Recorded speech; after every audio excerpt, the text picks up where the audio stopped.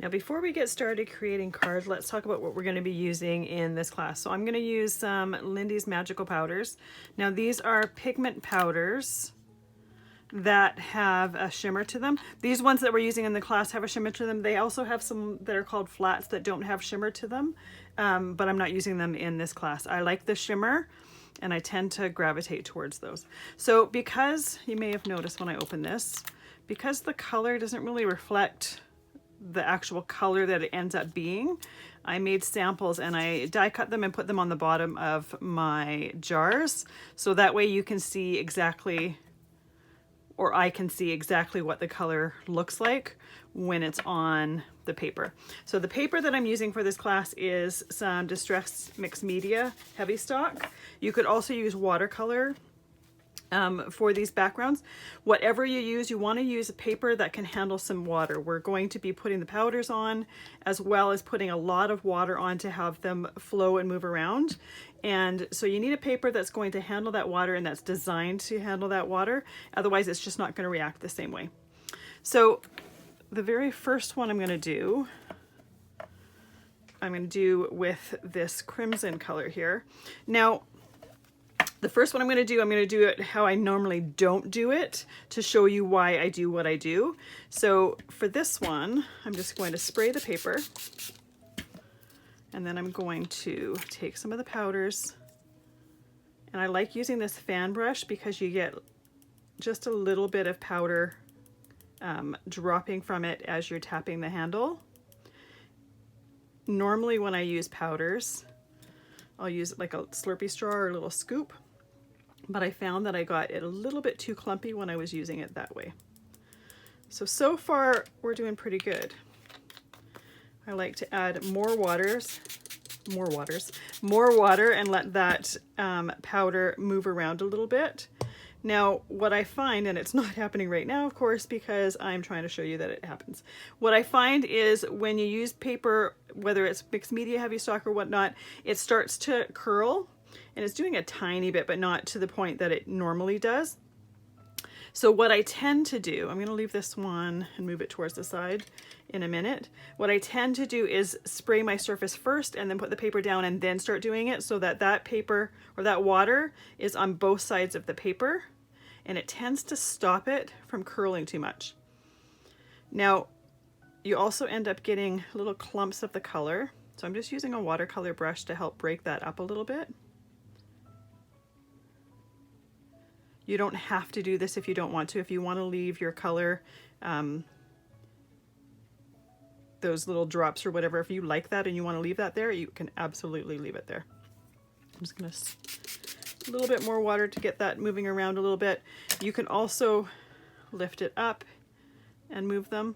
You'll notice there's different colors that come out. The crimson one comes out kind of mostly crimson, but my favorite one for colors, and they're surprising colors, make sure you have paper towels to sop up excess water, is the brown one.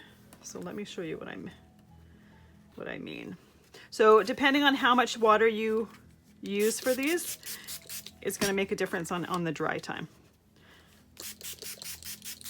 And I tend to use a whole lot of water, so it takes quite a bit of time for them to dry.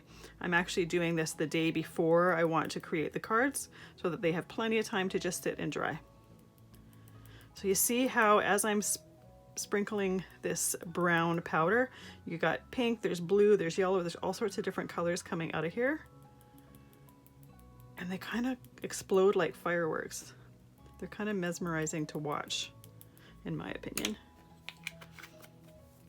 All right, so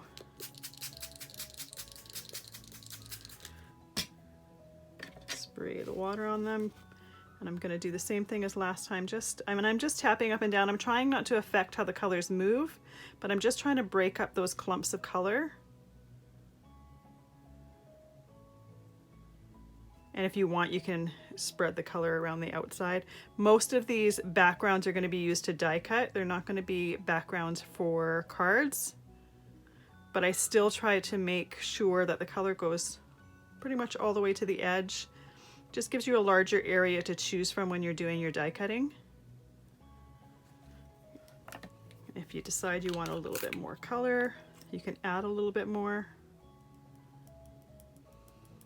This brown is really pretty because it's got a bit of a copper tone to it. The metallic or the shimmer in it is kind of coppery, which I really quite like. And I like to spray water and then put the powders on and then spray more water.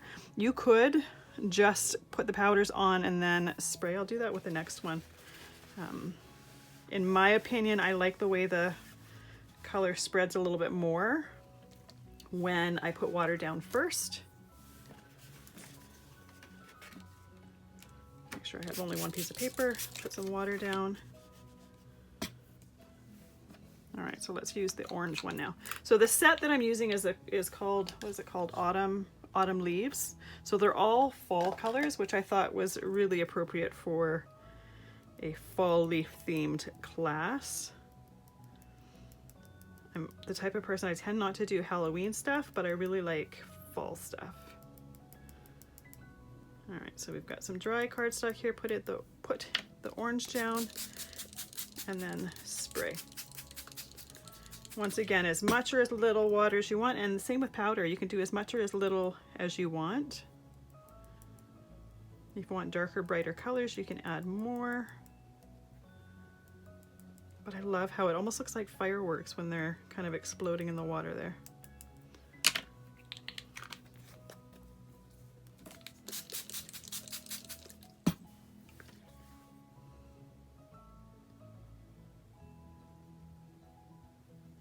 And then once again, just trying to get that color just to the edge.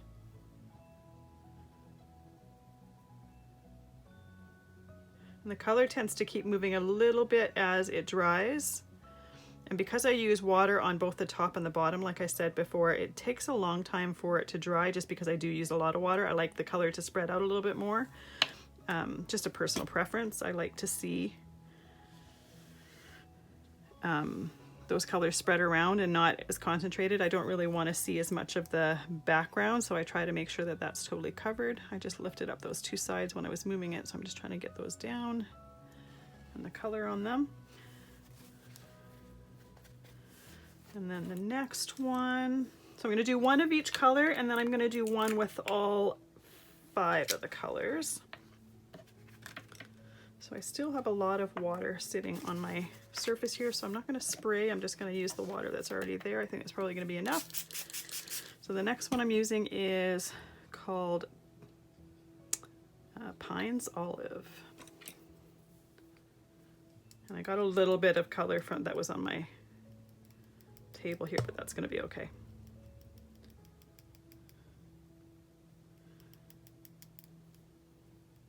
So I love the reason I love these powders is the fact that they do have different colors that come out of them. These techniques will also work with Perfect Pearls. Pearl X, the Pearl X though, because it's not meant to be used with just water, you'd have to use gum arabic with it to get it to move and flow, but it would have a nice shimmer with it as well as the Perfect Pearls. There's also Brush O crystals. Those ones also have the different colors in them, but as far as I'm aware, they don't have the shimmer to them. When I used them many years ago, they didn't have any shimmer to them. So if you have those and you also have Perfect Pearls, you could kind of combine them together to get the different colors as well as the shimmer to them. That would be really, really pretty. All right, let's move these over, or move this over.